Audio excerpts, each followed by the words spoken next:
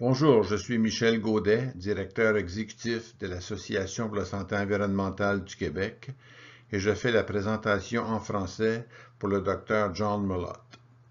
Nous savons tous et tenons pour acquis que l'environnement est pollué.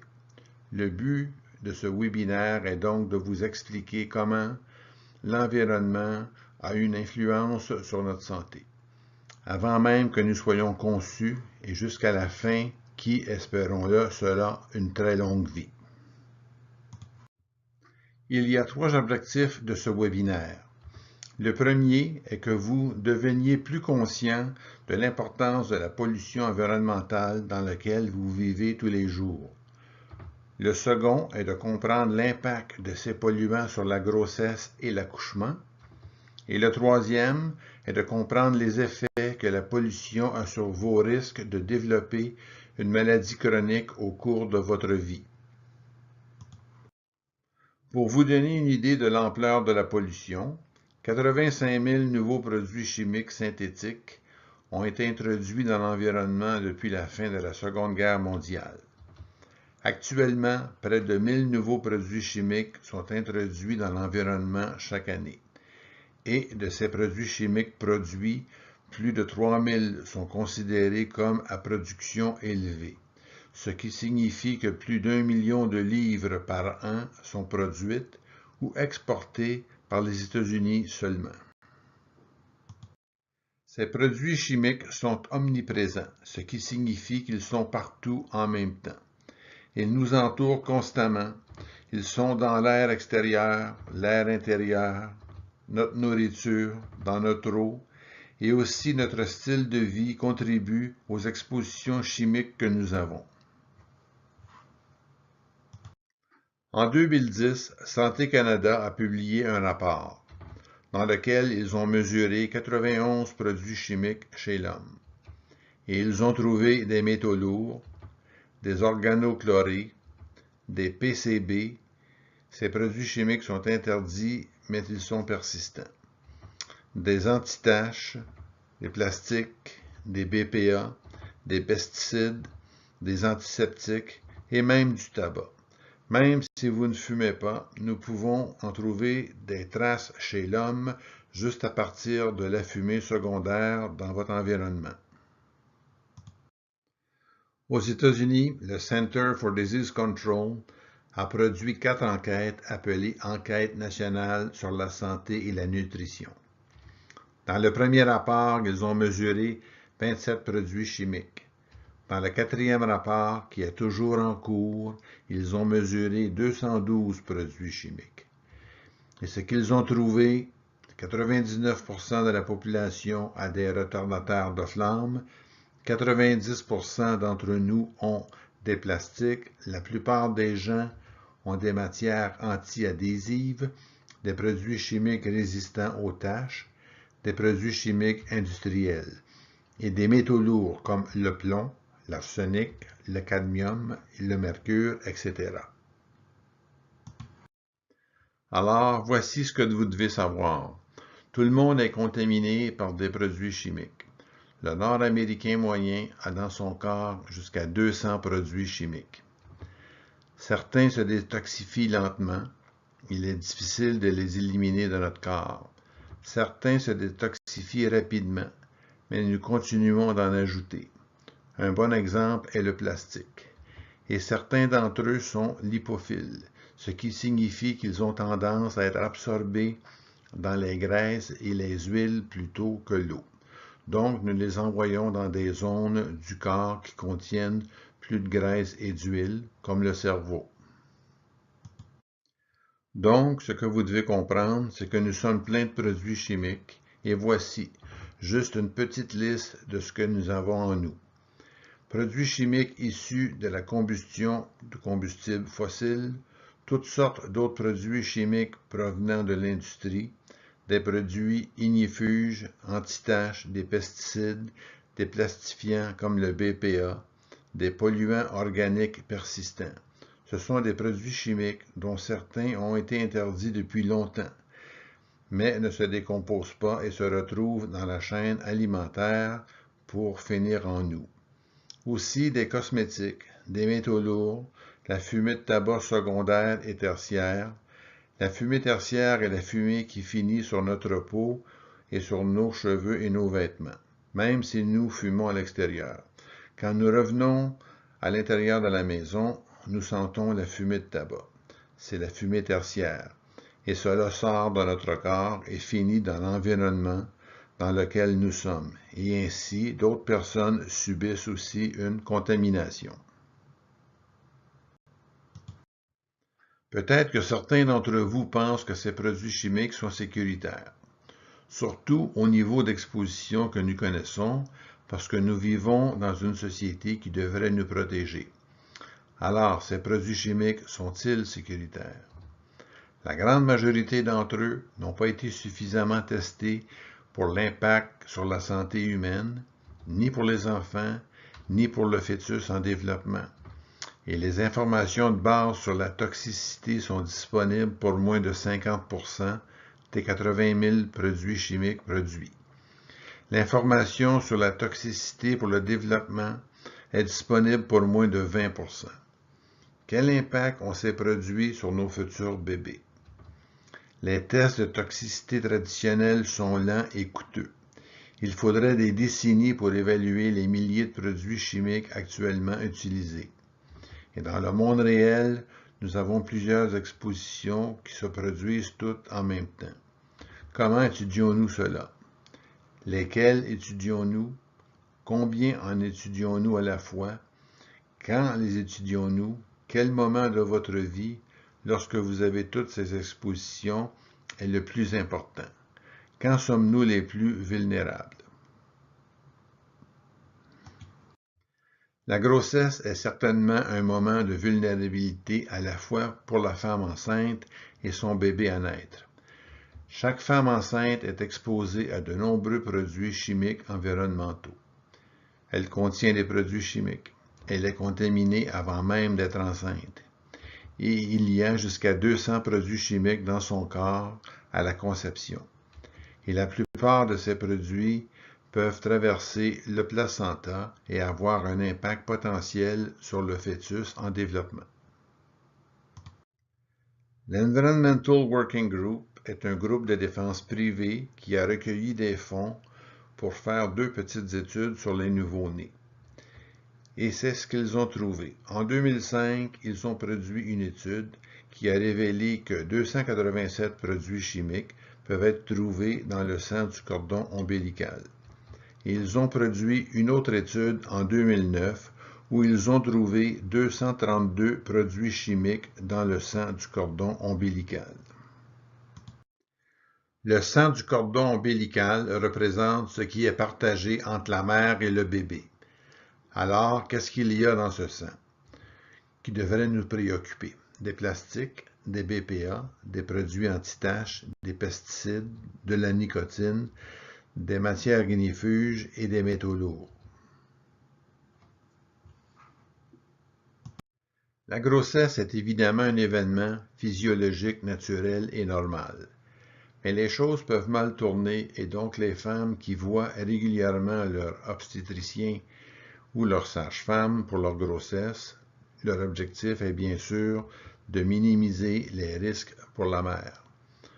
Donc, que le gain de poids soit approprié, pas trop petit, pas trop grand, et ainsi prévenir l'obésité, la prééclampsie, qui représente un risque pour la mère et le bébé, et le diabète gestationnel, qui est le diabète qui survient vers la fin de la grossesse. Nous voulons également minimiser les risques pour l'enfant. L'enfant est dans l'utérus. Nous voulons minimiser les problèmes potentiels. Nous voulons aussi minimiser les risques de la petite enfance, où nous voulons minimiser les risques pour cet enfant pendant la longue période de vie qu'il devrait avoir. Au cours des 50 à 100 dernières années, la technologie et les soins en obstétrique se sont considérablement améliorés.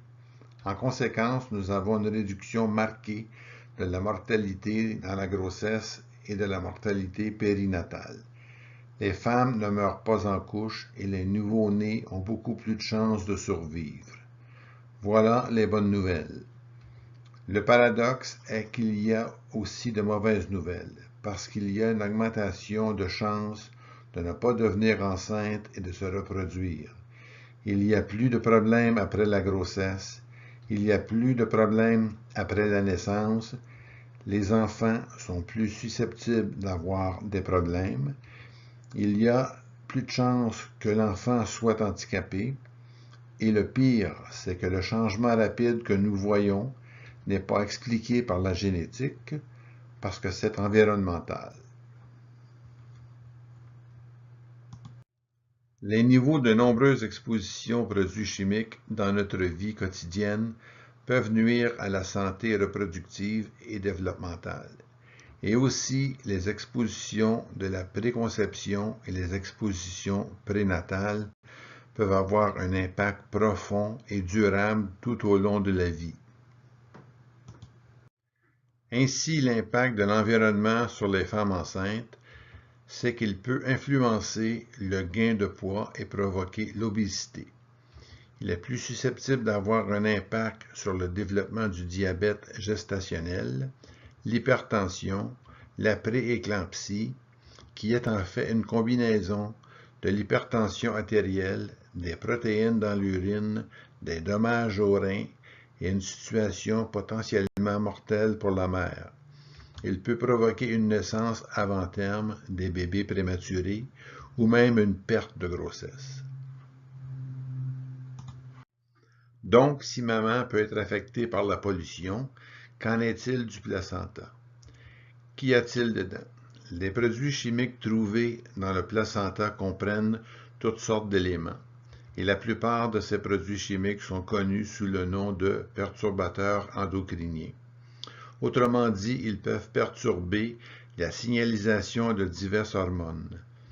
Des retardateurs de flamme trouvés dans les meubles et les ordinateurs et les téléviseurs, les filtres ultraviolets sont dans nos produits de soins personnels et cosmétiques. Il y a aussi les parabènes et des produits antimicrobiens, ce qui empêche les cosmétiques de se détériorer. Mais peut-être que c'est vous qui deviendrez malade.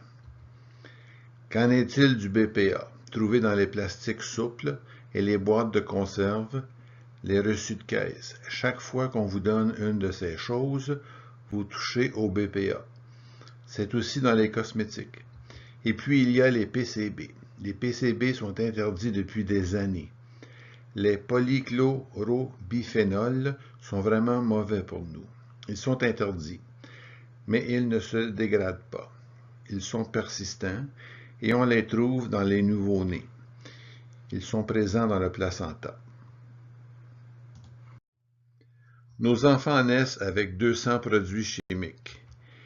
Il y a plus de 400 publications dans la littérature médicale traitant de ces divers produits chimiques. J'ai dit cela à mon petit-fils, et voilà ce à quoi il ressemblait en réponse. Il y a aussi un accroissement de problèmes après la grossesse. Les bébés sont plus susceptibles d'être prématurés avec des expositions environnementales. Ils pourraient être petits pour leur âge, ce qui signifie que, bien que les bébés naissent plus petits, leur réponse est de grandir pour se rattraper. Et donc, ils sont plus susceptibles de devenir obèses à long terme. Il existe certaines malformations congénitales, telles que le bec de lièvre. Les handicaps chez les enfants ont augmenté de 17% au cours des 10 dernières années. C'est un taux de croissance rapide et encore une fois, ce n'est pas génétique. Il y a des taux accrus de maladies infantiles, comme l'autisme. Certains types de cancers ont augmenté de 27% depuis 1975, comme la leucémie, le lymphome non-Hodgkin. Les enfants sont plus susceptibles d'être obèses qu'avant, et je me rends compte, comme vous, qu'il existe d'autres facteurs, tels que le temps devant un écran, le régime alimentaire, le manque d'exercice. Mais il y a aussi une corrélation avec les expositions environnementales. Et on prévoit une baisse de l'espérance de vie dans l'avenir basée sur le risque accru de maladies chroniques. Il existe encore un certain degré d'incertitude quant à la mesure de l'impact de l'environnement sur la grossesse et l'après-grossesse, etc. Parce que quelque chose est souvent lié ou associé, ça ne prouve pas qu'il existe une relation de cause à effet. Il y a des études sur les animaux. Nous effectuons des études sur les animaux plutôt que sur les humains parce que nous pensons que cela peut être plus éthique. Mais d'un autre côté, quand vous étudiez l'animal, cela ne veut pas dire que la même chose peut arriver chez un humain. Ce qui rend les choses encore plus incertaines, c'est que les femmes sont exposées à des centaines de produits chimiques environnementaux différents et pas seulement un à la fois. Nous avons de la difficulté à démêler ces choses. Toutes les femmes enceintes sont exposées à certains produits chimiques. Toutes les femmes enceintes. Nous n'avons donc pas vraiment de groupe de contrôle avec qui comparer. La seule comparaison est des femmes avec plus d'exposition et des femmes avec moins d'exposition. Mais si vous décidez de pratiquer un meilleur contrôle de l'environnement, essayez de profiter des connaissances que nous avons pour avoir une grossesse plus saine et un enfant en meilleure santé. Assurez-vous de prendre des décisions basées sur de bonnes informations? Voici une question.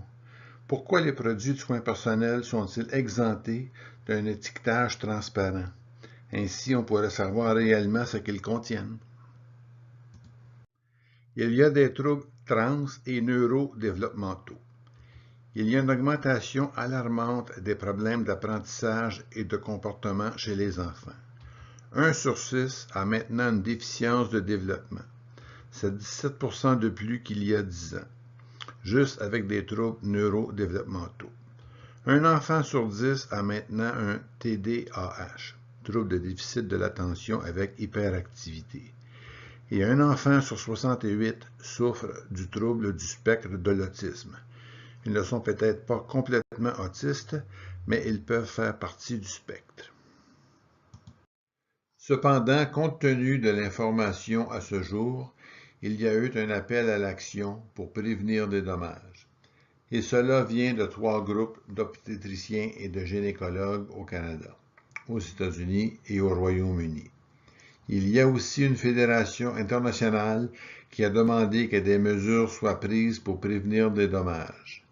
Et la Société américaine de médecine de la reproduction, qui s'intéresse aux raisons pour lesquelles les gens peuvent tomber enceintes ou non, lance également un appel à l'action pour prévenir les dommages basés sur les expositions environnementales, ainsi que la Société d'endocrinologie.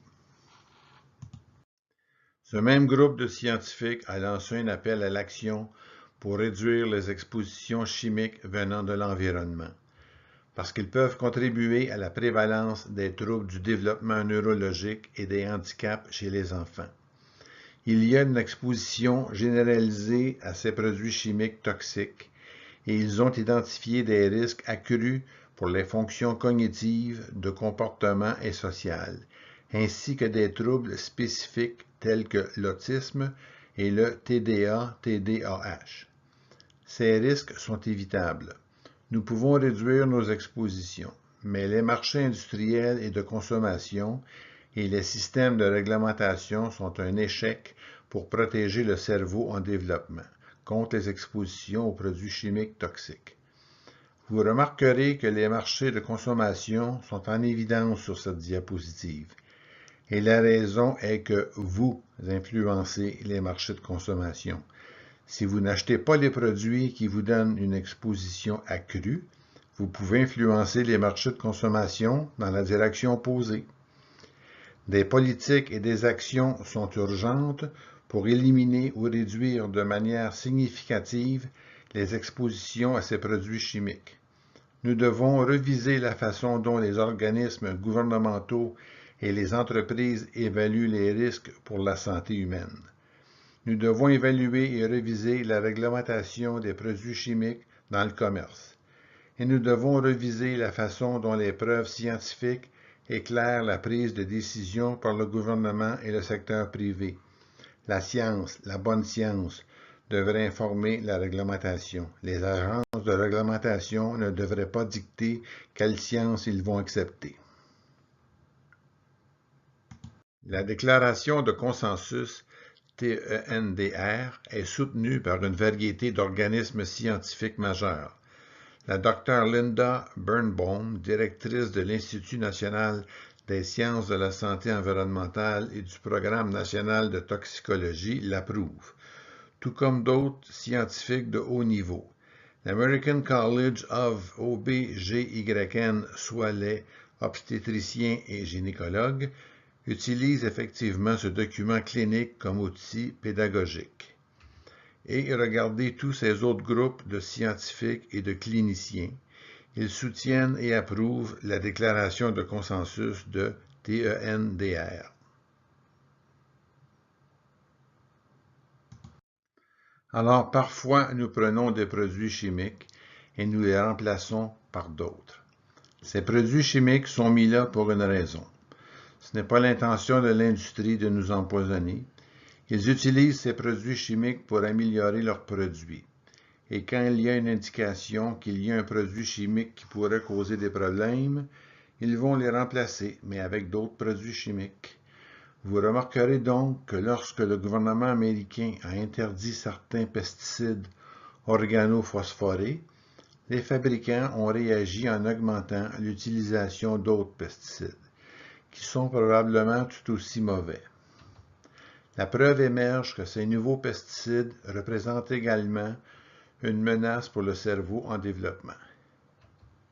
Ainsi, lorsque le gouvernement des États-Unis a conclu un accord volontaire avec les fabricants de produits ignifuges pour arrêter de fabriquer des PBDE, ils les ont substitués par d'autres produits chimiques ignifuges, qui sont tout aussi mauvais.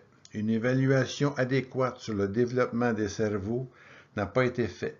Ils les ont juste utilisés et nous sommes exposés. Ainsi, lorsque le gouvernement fédéral a interdit certains phtalates dans les produits pour enfants, l'industrie chimique a réagi en les remplaçant par des phtalates de structure similaire. Ils sont maintenant à l'étude pour voir s'ils sont également des perturbateurs endocriniens, perturbant le message des hormones. Le BPA dans les boîtes de conserve et les couvercles de peau sont volontairement remplacés par l'industrie avec des BPS. Ils sont étiquetés sans PBA. Ça sonne vraiment bien, jusqu'à ce que vous réalisez qu'ils créent les mêmes problèmes que les BPA. Et les BPS sont également des perturbateurs endocriniens.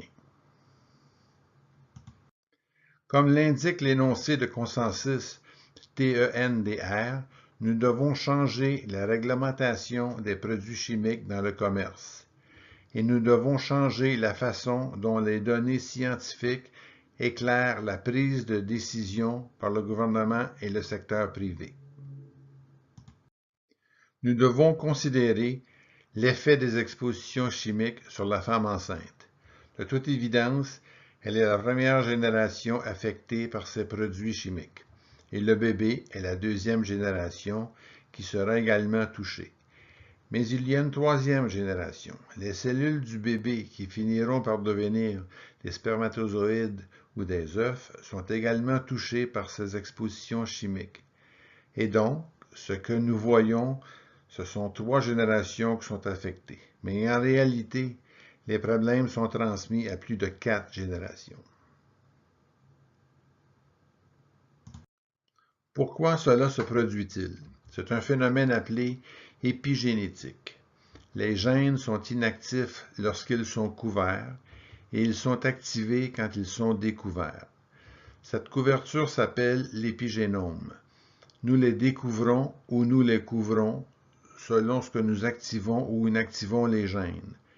Les produits chimiques peuvent endommager l'épigénome et nous considérons qu'il s'agit d'une évolution chimique parce qu'il y a des changements dans la façon dont les gènes fonctionnent en ce qui concerne le moment choisi, dépendant si l'épigénome est endommagé ou non par les expositions chimiques. Une revue de la littérature scientifique sur l'exposition précoce aux polluants et ses associations avec les maladies chroniques a été réalisée par l'Association canadienne du droit de l'environnement, le Collège des médecins de famille de l'Ontario et l'Institut de santé environnementale du Canada.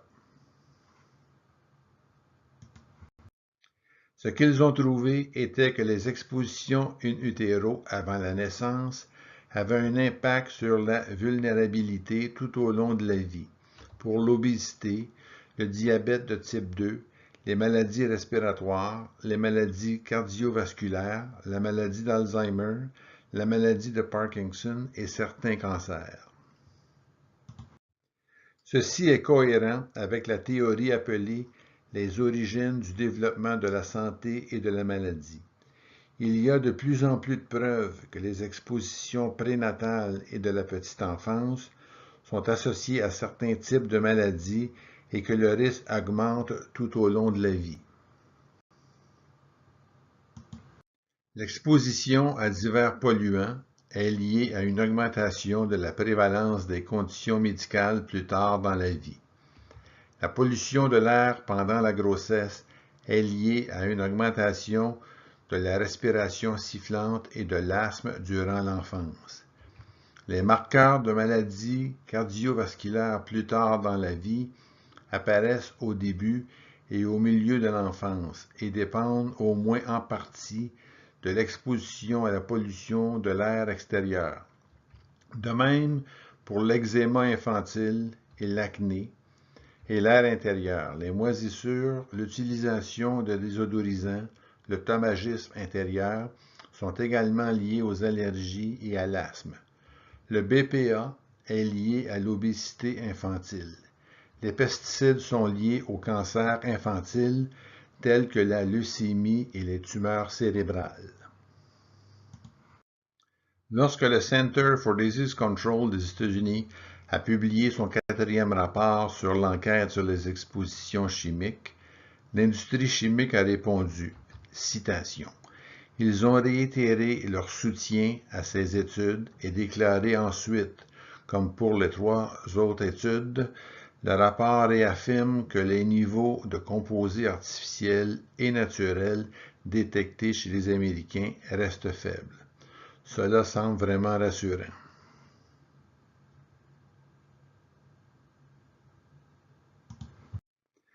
Qu'en est-il du principe de précaution? Parce que nous parlons de faible niveau d'exposition, est-ce que ça va ou pas? Le principe de précaution est d'agir malgré une certaine incertitude, agir en réponse à une preuve plausible et crédible d'un préjudice probable et substantiel, pour éviter des dommages futurs éventuels, même si les risques environnementaux sont seulement suspectés, mais ne sont pas complètement concluants. Si nous ne faisons pas cela, nous pourrions faire une erreur très coûteuse. C'est le principe de précaution. Mais la preuve est assez forte pour ces groupes que je vous ai parlé plus tôt pour déclarer que nous devons faire quelque chose. C'est le moment d'agir.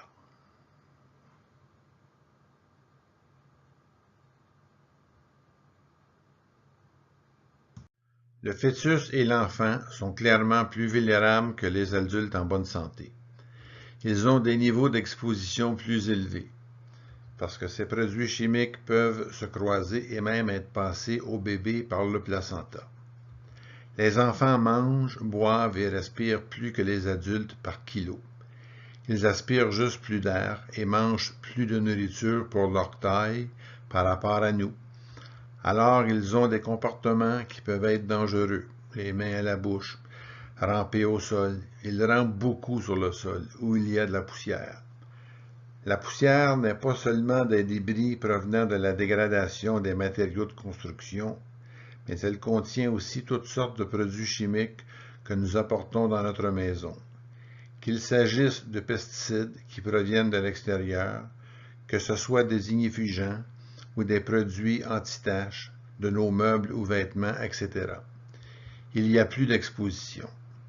Ils sont plus vulnérables parce qu'il y a ces processus rapides de développement, qu'ils deviennent matures, qu'ils apprennent, qu'ils fixent des traces dans le cerveau, que leurs cellules se reproduisent parce qu'ils grandissent. Donc, il y a plus de risque de problème. Les systèmes immunitaires et les systèmes de désintoxication en particulier sont relativement plus immatures que les nôtres, surtout au cours des 6 à 12 premiers mois.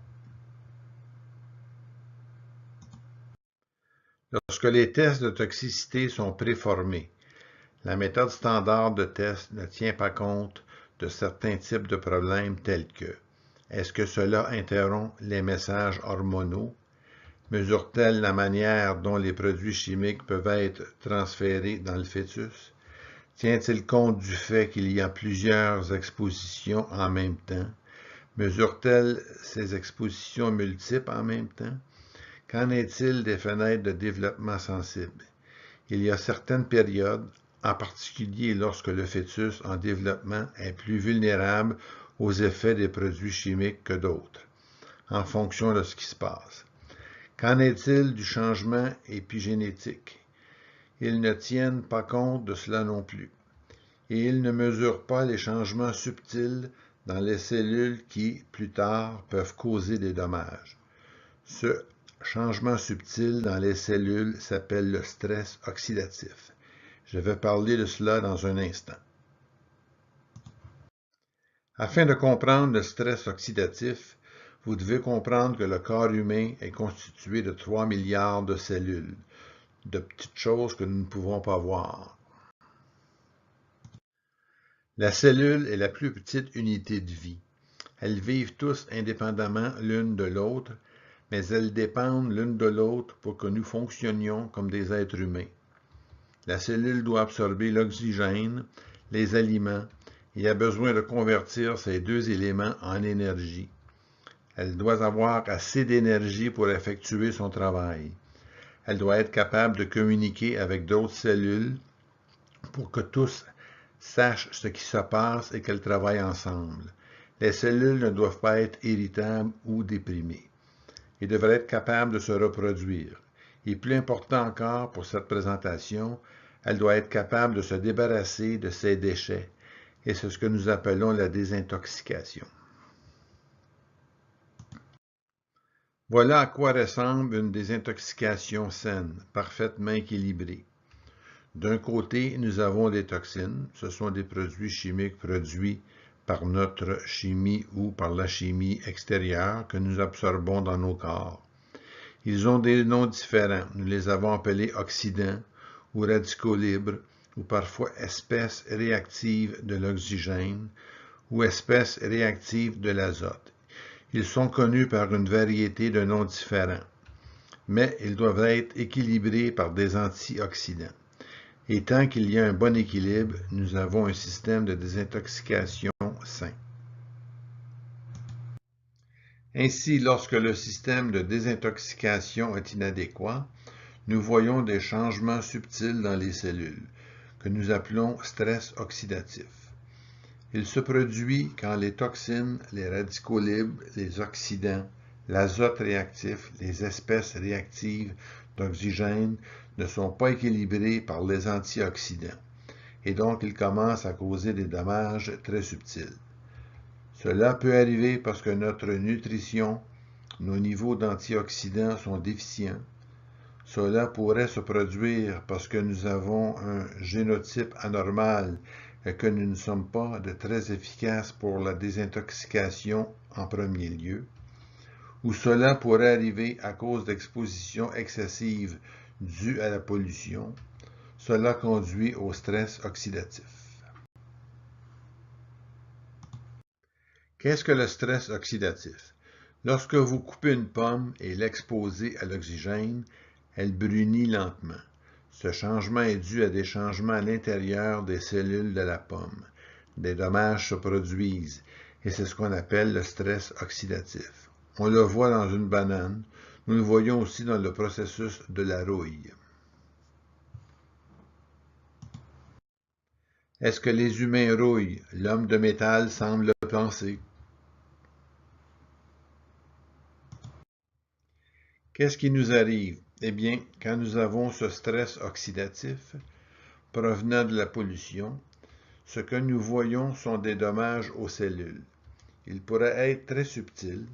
Les membranes cellulaires qui sont responsables de la signalisation et de la réception des messages provenant des hormones et des cellules voisines pourraient être endommagées. Les mitochondries sont de petits éléments dans les cellules qui sont responsables de la production d'énergie. Ils pourraient être endommagés. Nous pourrions donc avoir des niveaux d'énergie insuffisants, ou la cellule pourrait même mourir parce qu'elle manque d'énergie. Et nous pourrions endommager l'ADN. Nous pourrions endommager subtilement l'épigénome.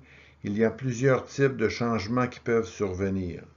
Où cela pourrait être plus évident, nous pouvons mesurer l'inflammation, nous pouvons mesurer les dommages aux tissus, le patient est malade. Nous pouvons mesurer le dysfonctionnement des organes.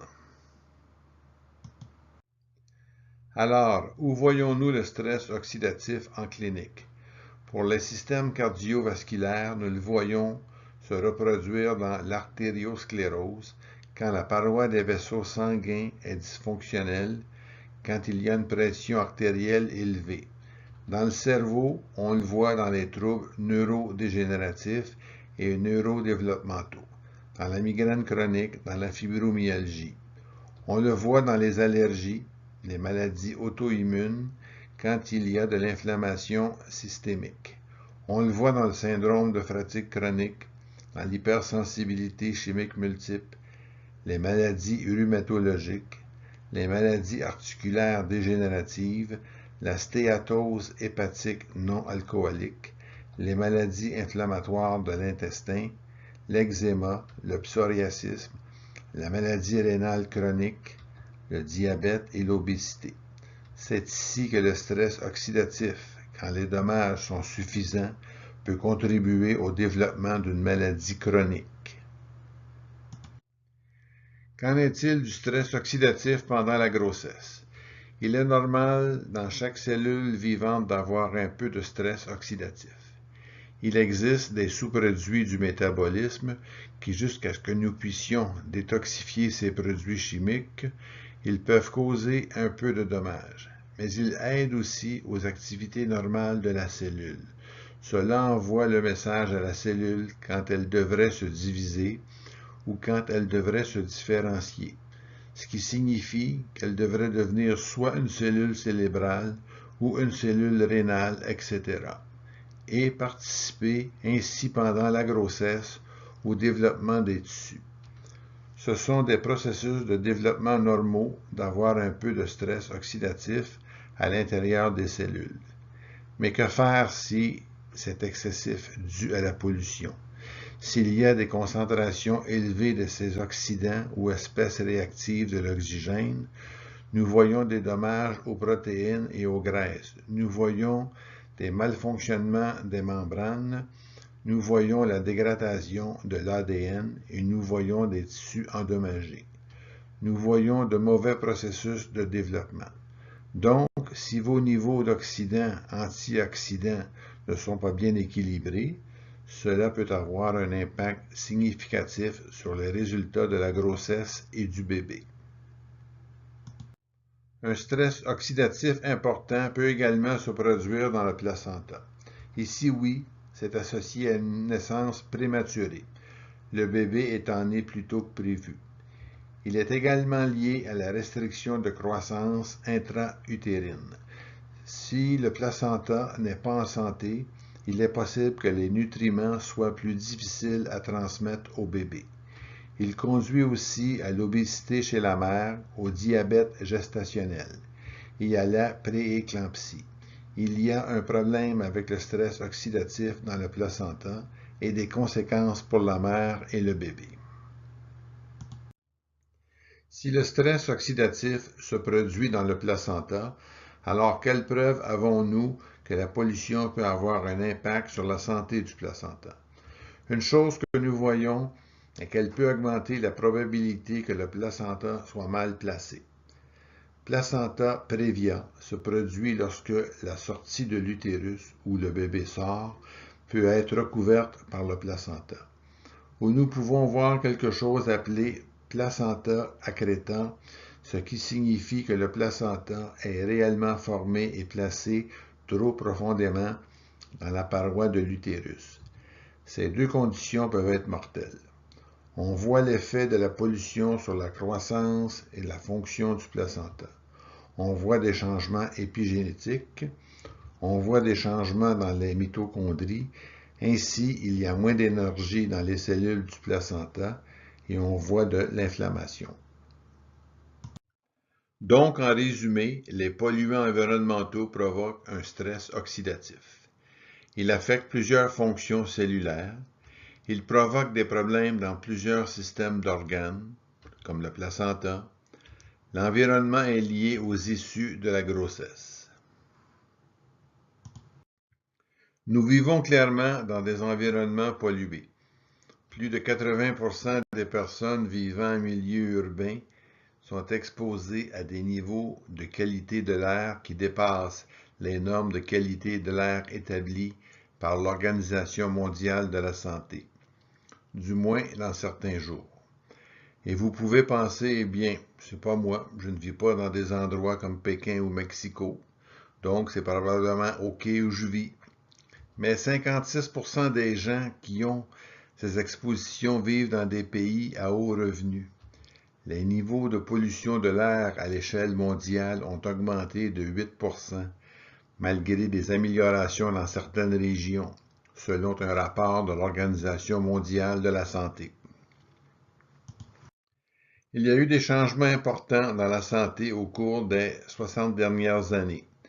Et vous pouvez dire, oui, mais il y a une augmentation de l'obésité, nos régimes alimentaires sont terribles, nous ne faisons pas d'exercice. C'est clairement notre style de vie qui a créé ces changements négatifs sur la santé. Mais il y a aussi des malformations congénitales, des difficultés de reproduction, des anomalies neurologiques, certains types de cancers, les taux de morbidité et de mortalité cardio-respiratoire ont augmenté, il y a plus d'asthme, plus d'obésité, de diabète.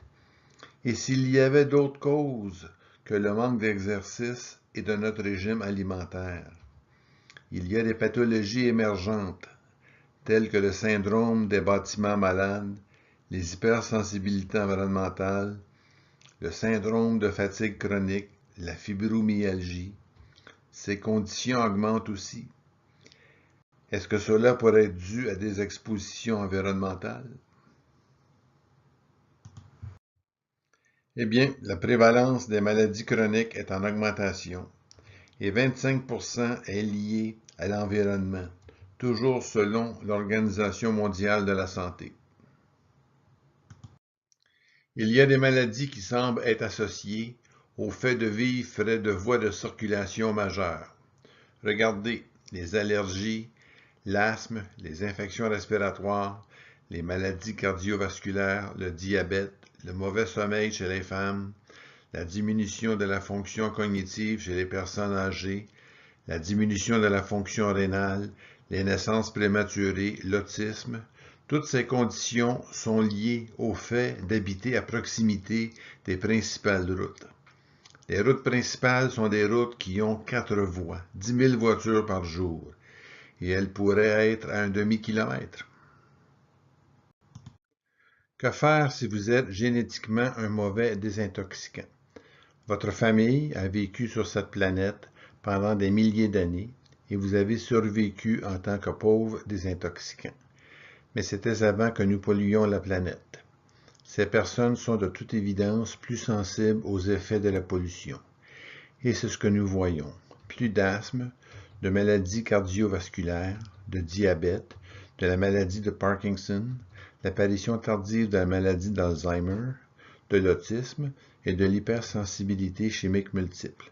Jusqu'à présent, la littérature montre que si vous êtes un mauvais désintoxicant, vous êtes plus susceptible d'obtenir les mêmes conditions que si vous habitiez près de la pollution. Qu'est-ce que la science nous dit? Les expositions à la préconception et les expositions prénatales sont impliquées dans l'augmentation des résultats négatifs sur la santé de la reproduction. et elles peuvent avoir un effet profond et durable tout au long de la vie. Il y a un risque accru de maladie. Cela débute à la petite enfance et ça dure tout au long de la vie. Que pouvez-vous faire? Bien, vous pouvez diminuer vos expositions. Par exemple, les produits de nettoyage que vous utilisez. N'utilisez pas de produits parfumés. Votre maison n'a pas besoin de sentir comme un citron ou une forêt de pin. Vous pouvez utiliser du vinaigre et utiliser du bicarbonate de soude. Vous pouvez changer les produits de soins personnels que vous utilisez. Il y a un site web mis sur pied par l'Environmental Working Group. C'est le même groupe qui a fait les études sur le sang du cordon ombilical dont j'ai parlé plus tôt dans ce webinaire. Ils ont un site web, regardez-le. Il existe des options pour les produits de soins personnels qui sont beaucoup moins concentrés avec une variété de polluants chimiques. Vous pouvez avoir un régime alimentaire biologique, au moins essayer. Si vous essayez, l'Environmental Working Group a également mis au point une liste d'aliments qu'ils ont appelée la Dirty Dozen. Les pires aliments en ce qui concerne les pesticides. Parfois, vous entendez des gens se dire « Ah oui, eh bien, il n'y a aucune preuve que d'avoir un régime alimentaire biologique fait une différence. » Mais ce n'est pas vrai. Et en fait, si vous avez un régime biologique, vous trouverez beaucoup moins de pesticides et d'autres produits chimiques dans votre corps. Cela va de soi. Donc, ces gens qui étiquettent leur nourriture comme biologique ne mentent pas. Vous pouvez également soutenir votre système de désintoxication en augmentant la consommation d'antioxydants. Mangez plus de légumes et de fruits. Voilà où ils sont, dans les aliments colorés. Et vous pouvez améliorer votre élimination de divers produits chimiques dans votre corps si vous transpirez. Alors faites de l'exercice. Allez dans un sauna sec. Surtout après avoir fait de l'exercice et mobilisé ces contaminants de votre graisse et éliminez-les par la transpiration. Vous pouvez réduire le niveau de contamination. L'impact de l'alimentation. Il y a une variété de régimes, mais si vous voulez une diète saine, la gamme va du végétalien à une extrémité au paléolithique à l'autre extrémité. Le régime paléo est aussi un régime alimentaire associé à l'alimentation des hommes des cavernes, où ils mangeaient des aliments qui n'étaient pas cultivés, car l'ère paléolithique est celle où nous étions des hommes des cavernes. Ils mangeaient donc beaucoup de viande, de poissons, de légumes, de fruits, mais pas de céréales, de produits laitiers, ni d'œufs. Et au milieu de ces deux extrêmes, il y a le régime méditerranéen, un régime de bon sens qui essaie de réduire ou d'éliminer la viande rouge et met l'accent sur plus de céréales, de légumes, de fruits et d'aliments sains. Alors, la différence entre ces trois régimes est la source de protéines. Est-ce qu'elles proviennent de la viande, des noix, des haricots, des céréales et des graines, une combinaison des deux? Mais tous les trois mettent l'accent sur les légumes et la consommation de fruits, jusqu'à 9 ou 10 portions par jour. Et quand vous mangez de cette façon, vous pouvez réduire votre stress oxydatif, votre inflammation systémique, la résistance à l'insuline, la pression artérielle, l'obésité et les problèmes de cholestérol et de triglycérides. Si vous mangez bio, vous pouvez réduire la charge corporelle des pesticides. Vous pouvez réduire les incidents chez les futurs bébés de malformation du pénis et de l'urètre. Vous pouvez aussi réduire les incidents de testicules non descendus. Simplement en mangeant bio, vous pouvez réduire le risque de la prééclampsie. Vous pouvez réduire l'incidence de maladies chroniques qui en résultent. Lorsque vous êtes enceinte, vous devez préparer une chambre pour le bébé. Le plus tôt vous le ferez, le mieux ce sera pour que les gaz qui se dégagent des produits chimiques puissent être réduits ou éliminés bien avant l'arrivée du bébé dans cette pièce. Vous devriez également essayer d'éviter les expositions de la mère. Si vous faites des rénovations majeures ou des changements majeurs, Peut-être que la maman enceinte devrait vivre ailleurs, au moins temporairement. Vous devez aérer le matelas, le sortir de l'emballage en plastique. Vous devriez acheter un matelas biologique si vous le pouvez, sans pesticides. Si vous achetez de nouveaux meubles, donnez-leur une chance de se ventiler et scellez les surfaces exposées de n'importe quel meuble de panneaux de particules. Utilisez un plancher de bois franc. Si vous devez utiliser des tapis, n'utilisez pas de colle. Utilisez de la peinture à fève teneur en COV et laissez aérer. Et comme je l'ai dit, si vous devez déménager temporairement et aérer. Donc, le meilleur moment pour le faire est en été, lorsque vous pouvez ouvrir les fenêtres. Le temps d'attente optimal lorsque vous effectuez des changements à l'intérieur pour préparer la chambre de bébé est de 60 jours.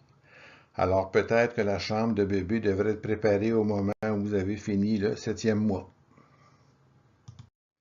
Se préparer pour le bébé signifie aussi de s'assurer que vous avez tout l'équipement nécessaire pour nourrir et habiller et garder le bébé au chaud, etc. Essayez d'éviter la gelée de pétrole et l'huile minérale. Ils sont fabriqués à partir de produits pétrochimiques. Essayez d'éviter le talc, les nettoyants à base de produits chimiques, comme les lingettes et les shampoings. Ils n'ont pas besoin d'être à base de produits chimiques. L'alimentation avec des bouteilles en plastique doit être évitée si possible. Utilisez du verre. Essayez de ne pas utiliser de produits parfumés, de ne pas utiliser de désodorisants et de lotions avec des parfums. Évitez les pyjamas qui sont traités avec des produits chimiques ignifuges. Voir si vous pouvez trouver des pyjamas qui n'ont pas de retardateur de flamme. Les couches jetables sont une cause possible de dermatite de contact. Le matériau d'absorption est la pâte de bois blanchie au chlore. Recherchez des couches sans colorant, sans parfum et sans chlore.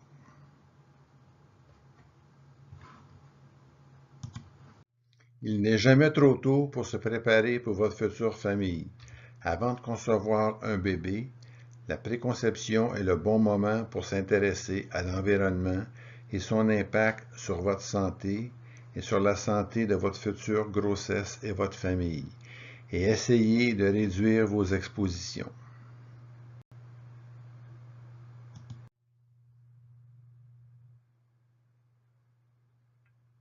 Merci beaucoup.